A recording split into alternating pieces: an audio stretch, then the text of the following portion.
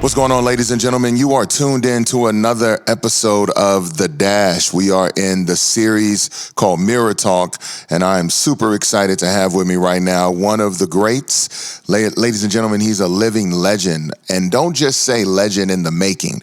My man's a living legend. He's done things in his life that most people would be afraid to attempt and some only dream of. So I'm excited to have him in the building right now. Y'all say what's up to WHATUPRG. Jeez, what an intro. Look here, man. I do what I can. Bro, I'm honored to be here. Man, thank you, bro. No, it's an honor to have you. I've been waiting for the Dash podcast for a minute, so you and everybody else, I made it. I made it. Look, Ma, I made it. Top of the world. No. Right. So, man, first of all, for people who don't know, let's get a little background on who is RG, like where you come from, your story, the whole nine. I know a lot of people listening know, but for those who may not know. Yeah. I'm a first generation Mexican American. Yeah. Born and raised in Atlanta. North side Atlanta. North side. And I started doing music when I was like 7 and literally haven't dropped the mic since then, bro. Let me reel it back. So my uncle had like a bunch of reggaeton albums at his house. Yeah. And I loved it. Like I just loved the music. Yeah. And I asked him to borrow one of his CDs, but it wasn't Christian and it was explicit. So got you. I would listen to this album like secretly from my mom. Like I had my CD player and I would just like sneak it in and just bump it.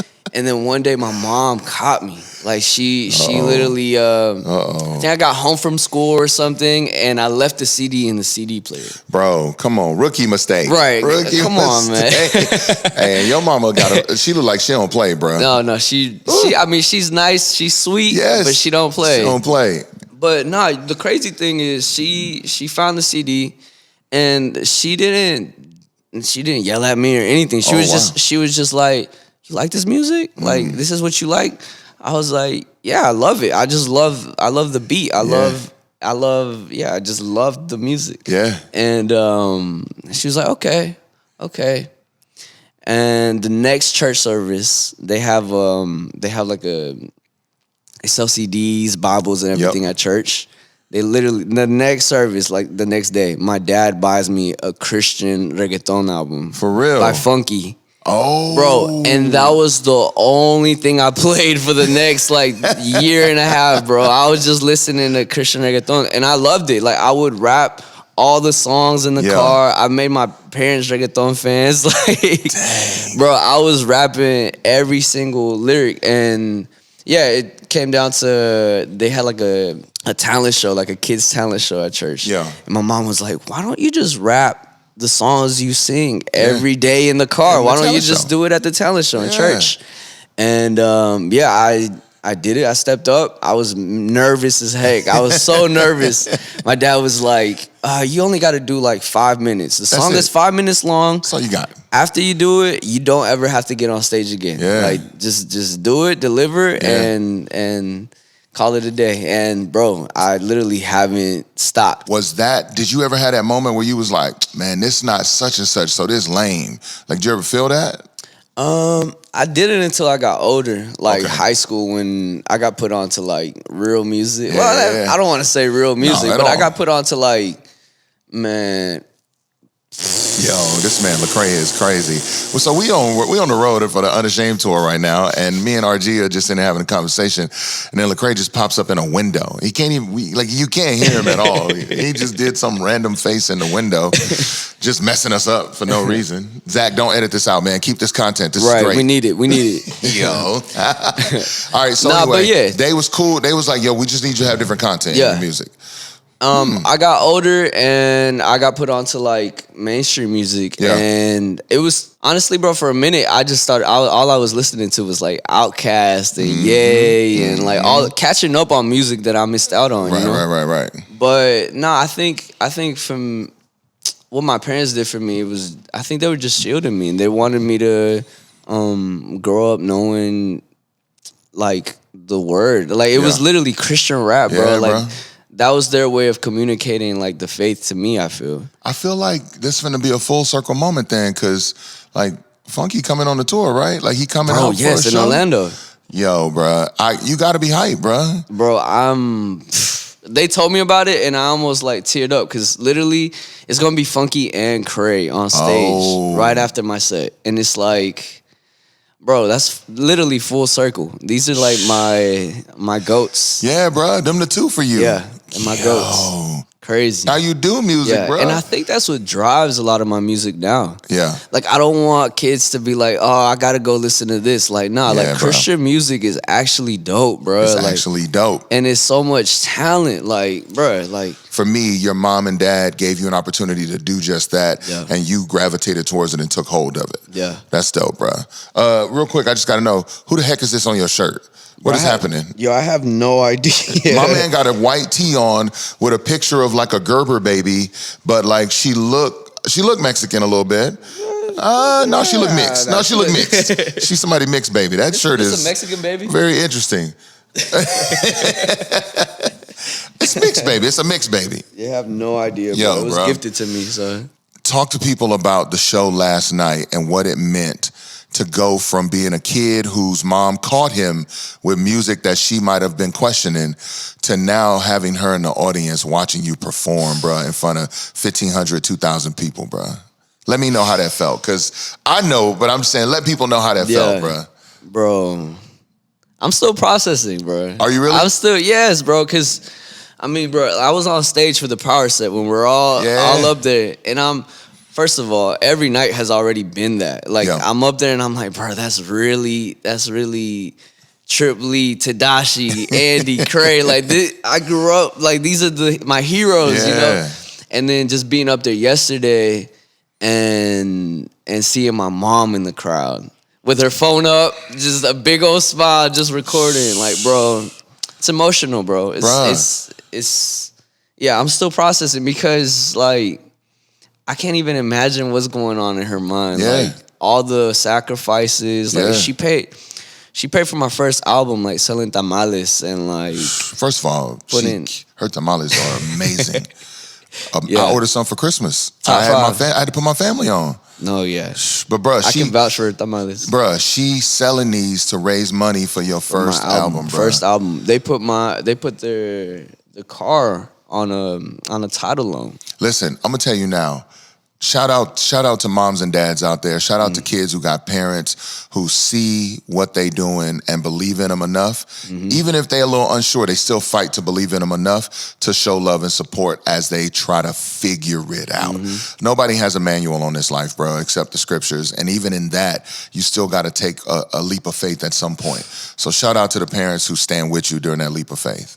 That's hard, bro. That's I love real. that. I want, because I know there are people, I know there are parents, I know there are college students listening and stuff like that, but kids are gonna hear this and they're gonna hear your story and realize, one, there's other music that I can listen to that's good as well, but two, they're gonna recognize, like, from 7, 8, 9, 10, it's okay. I should start trying to do this too. And you gonna be they Funky for them. Like, that's wild. You gonna be somebody's version of Funky in their life. And I just want them to hear that from you, because I'm watching you night in, night out. No, you know what? Bump that. I'm watching you before we even get on stage, asking questions, spending time with people, being a brother in the Lord, trying to grow as a man in the Lord. I see it. So I'm not just like, oh man, let me talk to RG because he got good music. I'm like, I see the character development. I see the growth spiritually. I see the desire to pursue and seek wisdom. Like, that don't just happen because your mama didn't want you to listen to secular music. That happened because you came from a community that said, hey, there's something more in you. Do what you can to bring that out for the glory of God. I see it, bro. So listen, so I want to do something I've never done before, but I feel like you're the best artist to start it off with, and it's called Twitter Talk. All right, I just want to go through a few of your tweets. Oh, shoot. And let's talk through those if we can, please. So the first one says, I am going to change CHH. For real, for real. What were you meaning? Tell me what you meant. When was this? I need to know the timestamp. The timestamp was in January of this year. I got to find the exact date again. Okay, but January of this year. January this year, we were wrapping up the album. Yeah. Okay. Yeah. So that's the headspace you was in. Yeah. Okay. We were wrapping up the album, and me and the homies were playing it, and we're just listening to the music. Like, some of it doesn't even sound like CHH. We're just making music. We're pushing ourselves to create some like dope art. Yeah. So that's really where it came from. Okay. Like I mean, I talk about this all the time, but I really do want to push like what Christian music sounds like and what it looks like, even like aesthetically, creatively. Like, you should, yeah, bruh. I tell everybody, like, right now we sitting in a room and looking out the window, and there's a little pond in front of the building, little fountain or whatever, cool little vibes, nice little sunshiny day. But listen, we as Christian artists sometimes swim in the same pool, hunting for the same fish, and we realize at the end of the day, I'm fishing for these same groups of people, these same fans, these same people who down to rock with our music. And in order to get one of them, we end up having to become ravenous toward one another. We end up having to become antagonistic toward one another in order to get the same fish. We all trying to get the same attention of the same people. And I'm like, no, bro, this has to expand. It's got to grow. Yeah. So when RG decides to say, I'm going to make music that goes far beyond just what is typical in this space, it pushes the boundaries, it grows it more, and it opens the gate up for somebody else to come in and go reach people that hadn't been reached yet, bro. Yeah. So that's dope to me. All right, Twitter talk, we're gonna keep it moving. December 7th, last year, you said, turning my pain into praise. Do you remember what that was about? Yeah. That was a powerful moment. I saw it. I'm finding these because I remember reading them. Yeah. And I'm like, yo, I need to know what that was about, bro. Yeah. That was just, so it was a bar that I wrote for this song, Praise, that we made. And yeah, I think the bar just came out of like life, honestly. Like taking all the ups and downs, all the BS that comes with like going through it, bro. I could go deep into it. Well, no. I need you to give me an example for people listening. Give them an example of going through it. What is going through it in RG's world? Man, I've been fighting depression since like as long as I can remember, bro. Oh wow, bro. Wow. As long as I can remember. Yeah. And I kind of came to the realization that like all of my music, like New Hollywood specifically, like all of these songs were coming from like my brokenness, this real place. And so when I say turning my pain into praise, like I'm turning these real feelings, this real life like weight that I've been carrying, and just giving it to God and turning it into praise, turning it into like something that can be a beacon of hope for people. You know what I'm saying? That's real. People can see it and be like, yo, I'm not alone. Yeah, I'm not the only one going through this. I'm not the only one who's struggling right now. Right. So it could be anything you're going through, but for me it was that, like, bro, I've been struggling with this weight for the longest, and I'm not gonna let it hold me down anymore. I'm gonna turn it into purpose. I'm gonna turn it into That's cold, bro. I love that. That is, to me, that's a picture of maturity. That's what I'm saying. I see it on you, bro. While we out here hanging out, talking, spending late nights on the bus, because cats don't get on the bus till like 12:30, eating bus food late at night. Right. Then you eat, and your adrenaline going from the stage. You eat the food, so that give you a little more energy, and then you don't go to bed till like 2:30, 2 o'clock, and it's like we just got time to sit around and talk. So I'm learning a lot about you, bro. I'm learning your maturity. I'm learning your focus, your passion. But one of the biggest things is what you just said, the ability to say, okay, I may or may not ever get rid of this, but I am going to make the most of it. Mm-hmm. I'm going to make this into something worthwhile. March 12th. This year. Everyone around me about to eat. Yes, sirski.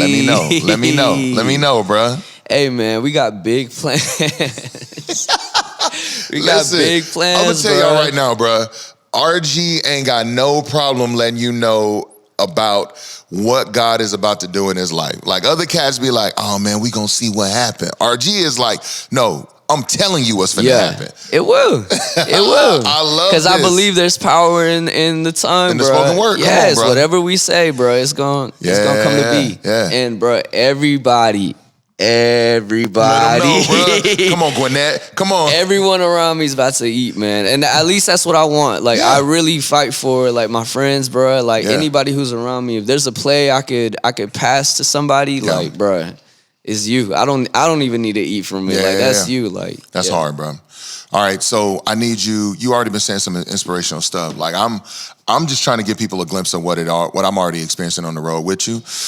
Yeah. Tell them about the new single, bro. Let's talk about the new song, please. Free the kids. Free the kids. Free the kids. Tell me where that come from. Yeah, no, it's so it goes two ways. Like it's about wait, you want to know about Free the Kids? Or Free the kids and then the song. Okay. So Free the Kids is really it's twofold. So on one end, it's a literal statement about the kids at the border. Right. So free the kids at the border, bro. It's kids in cages, separated from their families. Yes, that bro. shouldn't be a thing, bro. At Period. all. Period. As a human being, bro, you don't do that. That's right. Yeah. So free the kids, for one. And then two, just like free the kids from the expectations to be anything other than who God created them to be. Yeah. Like, I'm blessed to have parents who, like, saw my potential, saw my gifts, my talent, and just pushed me. Yeah. And even at that, I felt pressure to be, I gotta be a little more like perform more as a Christian. I gotta be, you know what I'm saying? Like, I still felt those pressures and expectations, but I think, I want the kids listening to me to know that, like, yo, you don't have to, like, perform. You don't have to be anything other than who God created you to be. Like, whatever gifts and desires you have in your heart, like, those aren't just yours. Like, God placed those desires in your heart. So, like, that's real. Go towards it. Go towards it. That's hard, bro. That's hard. I commend you, one, for having the mindfulness to say, let's make sure we honor what God has done in the kids already. I feel like kids are so dismissed in the world, bro. Just get out of the way. You're a kid. I grew up being told, man, stay in a child's place, or kids don't speak until spoken to. Be seen, not heard. Like, all that stuff. And then I started learning the Bible, and I was like, wait, Mary was a kid? Like, she was a teenager? Wait, David was a little kid? Wait, these disciples were young men? They weren't, like, you see pictures and they're white hair, old guys that, I'm like, these were young men. And I'm just blown away at how age has become a thing we use to dismiss people. Granted, I understand that in youth there is maturity to be had, but a lack of maturity shouldn't rob you of dignity, shouldn't rob you of what it is that God's already put in you. And so I always try to see my kids and kids around me as image bearers first. Like, you have the image of Christ. That means God deposited something special in you already. Let's make sure we honor that. So I love that. Kids don't die. They go up high, bro. Tell me about the song, though. What's up with the single? Where'd that come from? Who produced it? Like, how did that come about? Bro, it's the first song we made. For everybody who doesn't know, my laptop got stolen end of 2019. The trauma of that. I was thinking about that at home, bro. I was like, how you get over that? Because you got everything on there. How you get over that? Bro, it took a minute. But I think for me, it was just getting back to it and just creating again, trusting that, like, honestly, it took a while. I'm, like, thinking through that season, and I was down bad because I had my album. I had a Spanish album with Kardec. Me and Few had a lot of our Birds like songs and collabs together. Like, bro, it was so much stuff on there that we lost. But creating and making new things and being inspired by life again and allowing the music to flow. I think that just kind of eased the blow a little bit because I'm like, I think I'm beating the music I already had, and that's what Kids was. Like, when we got in the studio, That's the first song we made. For real? Yeah. When we got back to the studio, we made Kids, and that's when I knew. I was like, all right, like there had to be some type of purpose into for this happening the way it did. Like literally, my laptop gets stolen. My boy Jay calls me. He's like, bro, we got to get you in the studio. Like, I got some producers. I'm gonna link you up. Yeah, bro. The next week they were there, and we literally made Kids, bro. Bruh, that song is so phenomenal, bruh.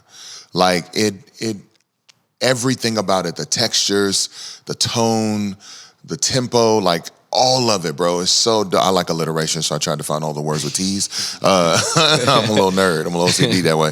But like, bruh, I promise you, it's one of the best songs I've heard in a long time. Thank you, bro. I can't lie, bro. That joint is amazing. I'm telling you, first time you played it on tour, we was all singing it with you.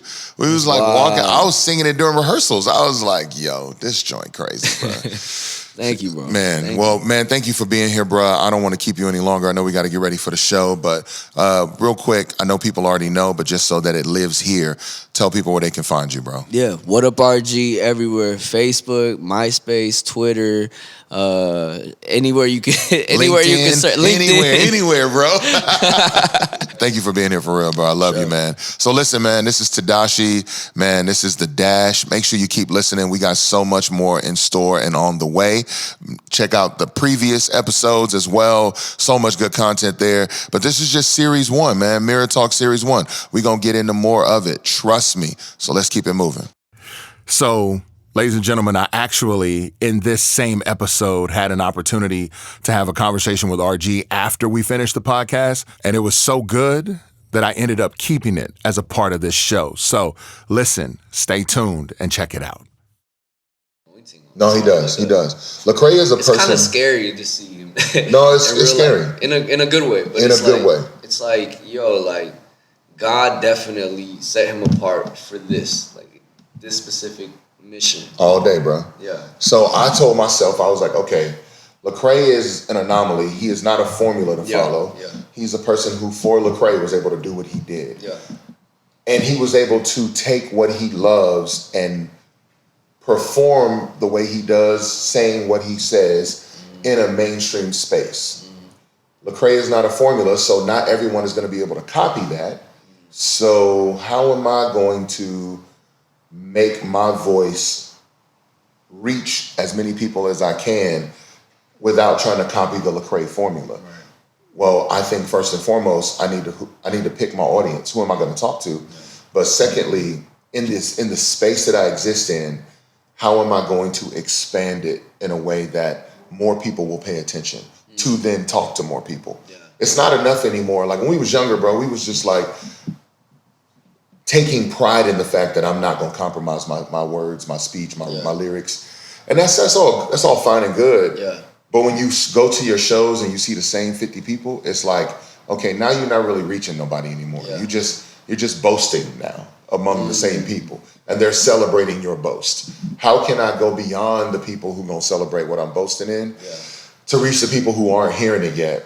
And like we talked about, like expanding the pond, getting outside of that, because I've seen it happen. Cats get. I love the pond analogy. Yeah, bro. Cats get in the same area and they like, yo, I'ma just fight for the same. Andy got them people listening to him. I'm gonna fight for the people listening to Andy to listen to me. Yeah. And it's like, why do we have to end up in not in like we don't just, it's not about infringing, because we all share fans, but at some point we become closed off from everybody because we want to make sure what we got will get their attention the best. But in doing so, Andy suffers. Like if RG's dropping and then I drop and I somehow make RG people pay attention to me more, well, I somehow indirectly affected RG negatively. So I'm like, I don't want to do that. So how do we do this? And in my mind, I'm like, nope, we got to build infrastructure within Christian hip hop. Yeah. We got to find a way to expand it beyond just a label format to an industry format where we say, guys, this is encouraging. Yeah. It is evangelical, but it is also entertainment, bro. And that entertainment can be sustainable if we decide to expand it beyond the norm of what we see now, and will save people a lot of heartache and pain. And both people can be to blame. Sometimes people get jealous unfairly. Sometimes people get vengeful or greedy unfairly. But it's like at some point, and then also I feel like poor business can also affect like obviously relationally, and then that's where the space suffers as well. Where it's like I don't rock with Christians because they did this. And that's how they act. Rob me of this. Yep. And so you realize, like, man, some of this is because no one is taking the time to grow infrastructure and to make this thing more than what it could be. Yeah. And then some of this is just that folk are okay with attacking or outshining RG for what they want from the people that's listening to RG too. Like I just remember, me and Craig been doing this from the beginning, and I just remember thinking like his audience is expanding. Mm-hmm. Meanwhile, me and Trip are over here trying to talk to the same group of people. This is weird. This shouldn't be. Mm-hmm. And then realizing, now our audiences are expanding, but as new artists come to the label or come into the genre, it's like, well, who are going to be their people?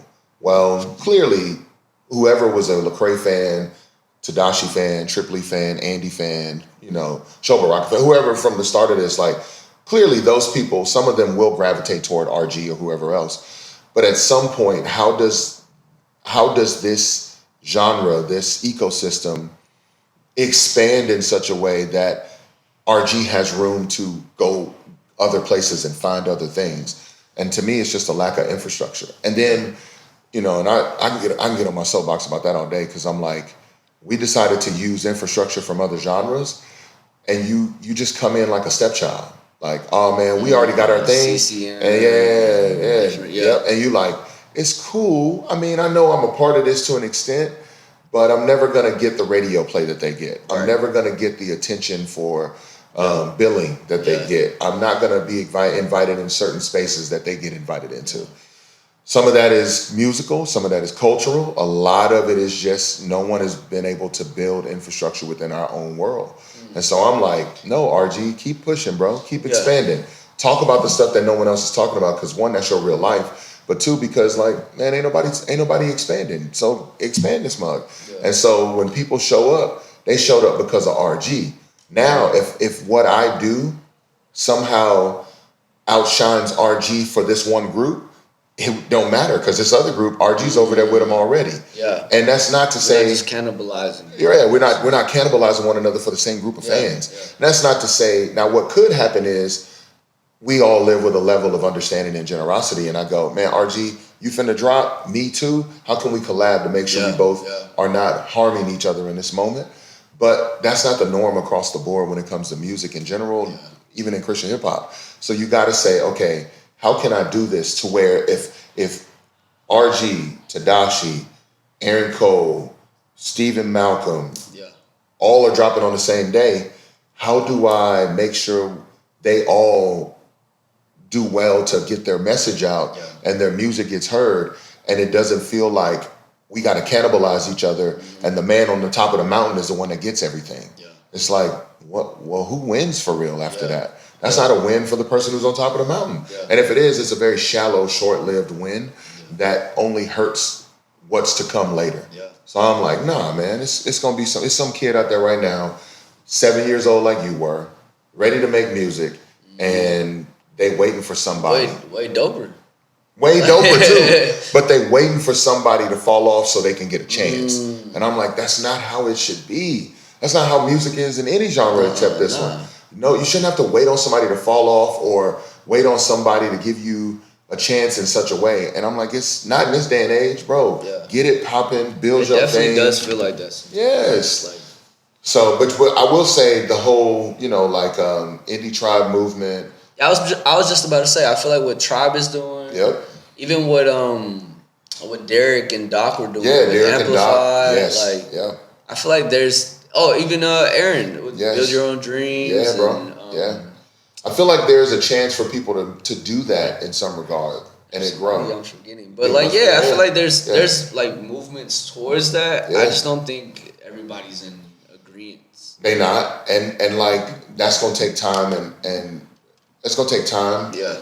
And communication, but what will help that communication, in my opinion, is if there's infrastructure. Yeah. There's legit infrastructure. Have you thought through what the infrastructure looks like? Yes, I have thought through it. Like, I think the infrastructure needs to look first and foremost like people like us as we're touring, building relationship with promoters and venue owners. I think it should look like us understanding, and even if we have to do it on our own, learning and understanding how to book tours, communicate about one-off shows, build relationships with different people. Managers need to understand when they work with artists in the Christian hip hop space, you're here to help build the infrastructure too. You're not, yes, you're here to make money for your artists, but you're here to help build an infrastructure. So are you willing to share and dialogue about what you're learning, what you're doing? It's going to take time and communication, but if people are willing to give the effort, it'll be there for that 7-year-old that's rapping and killing it right now, who's going to one day want to be a part of this, and hopefully won't have to come into it cannibalizing another artist to get their name out, or trying to wait for somebody to fail or fall off before they get a shot. It's like, that's so lame to me, bro. We could do better. Yeah. So yeah, me and Craig been talking about that. But I see you, I see Few, I see one day, I'm like, yo, y'all got it. Y'all have the creativity, the intellect, the passion, the drive, and the entrepreneurial spirit to CEO companies that will bring that to this. And and you don't have to try to, like, Cats was looking down on LAcraig because they're like, oh, you're going mainstream. And I'm like, no, he's paving a new lane because where he is now is destroying everything else. If anybody else booked a show the same time LAcraig did, his show is going to sell more tickets. So now that other artist loses. Yeah. And LAcraig is like, I don't want that other artist to lose. I want us all to win. Yeah. But I can't do nothing about the fact that they're going to come to my show more unless I pick a new pool to swim in. Yeah. So let me go find a new pool to swim in and make some room for other people. And so to me, that's what makes this tour so dope is this is a way for people to hear about everybody else aside from right now, it's, in my opinion, the biggest artists on the label, LAcraig and Andy. Yeah. So it's like, oh, they get to hear about other people. Biggest artists in the space, really. In the space, really, yes. So, I feel like it could happen. I feel like it could come, but we got to go outside this pond, bro. Yeah. We got to make it more than what it is. Yeah. I just think that's going to take energy, effort, and communication. Have you thought through what your pond looks like?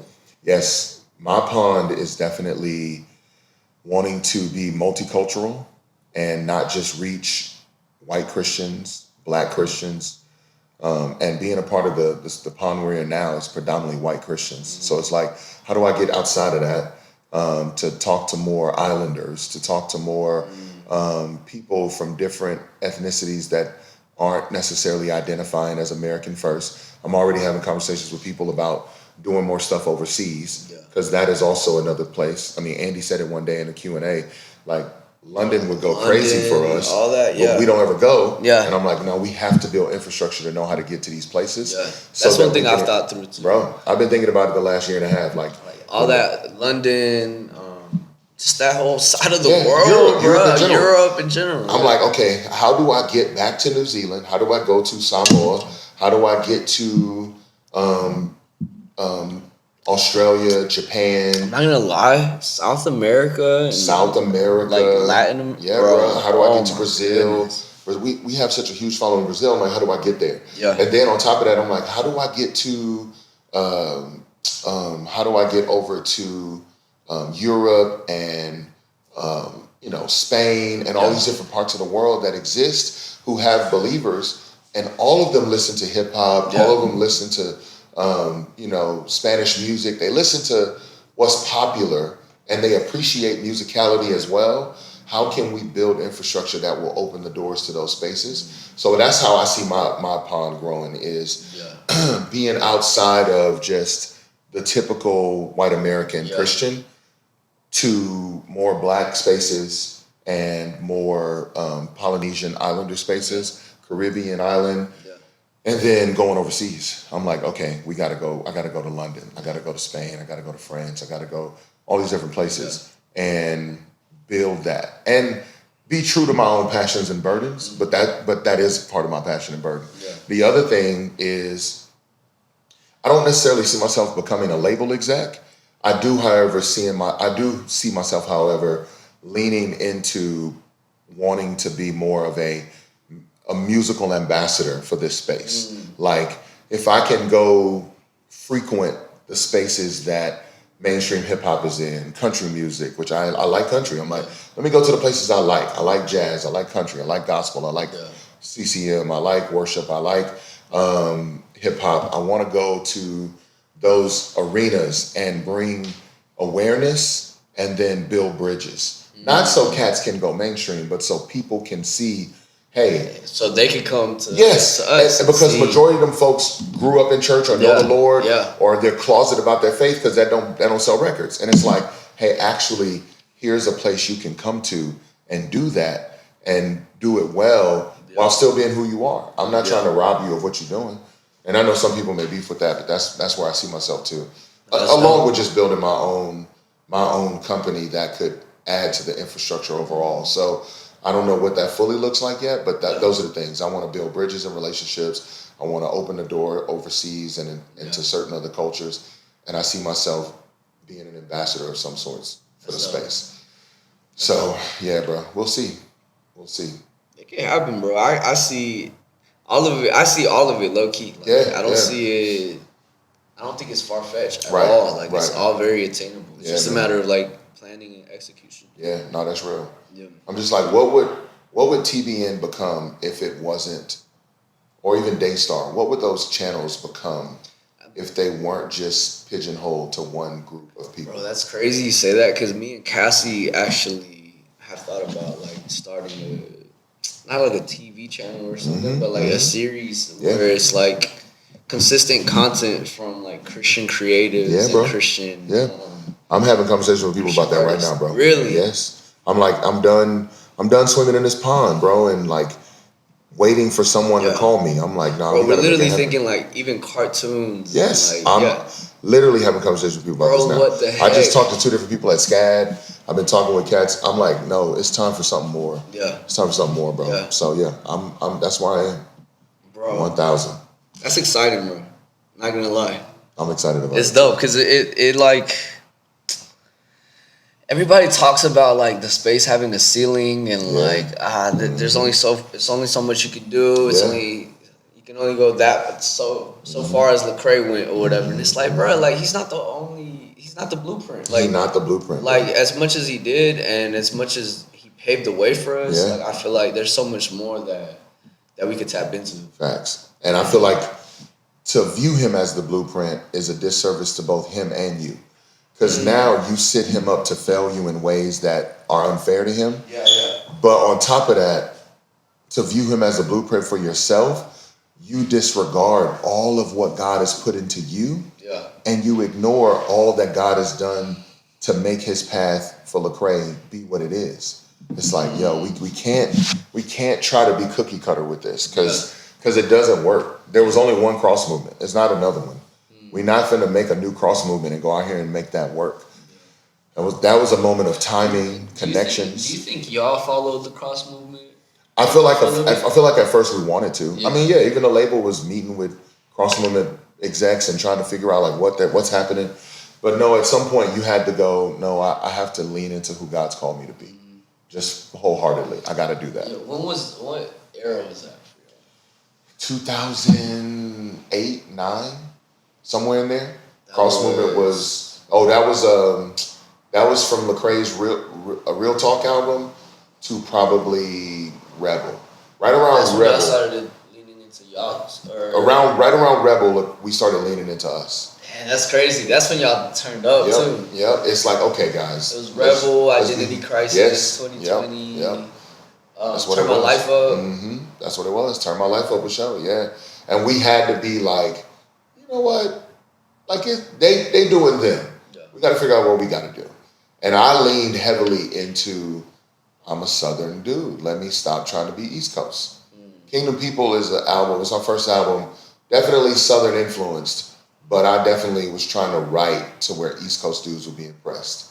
And with Identity Crisis, I was like, nope, I'm finna rap like I want Outkast to be impressed. Yeah. I want that. I want 3 stacks. Yeah, bro. I want 3 stacks. I want Big Boy. I want Swisher House out of Houston. I want And you Scarface. did that too, bro. I want them to be impressed. I want my cousins Yeah. on the block to be like, yo, okay, Kinfolk, I see you. Yeah. So yeah. Bro, I have an older cousin who, like, that's all he listens to, like Outkast, For real? UGK. That's it. All that. And when Identity Crisis came Yeah. out, bro, he played 24 like like it was his theme song, bro, every day. I love it. Bro. Like, I love it, bro. Bumping that joint.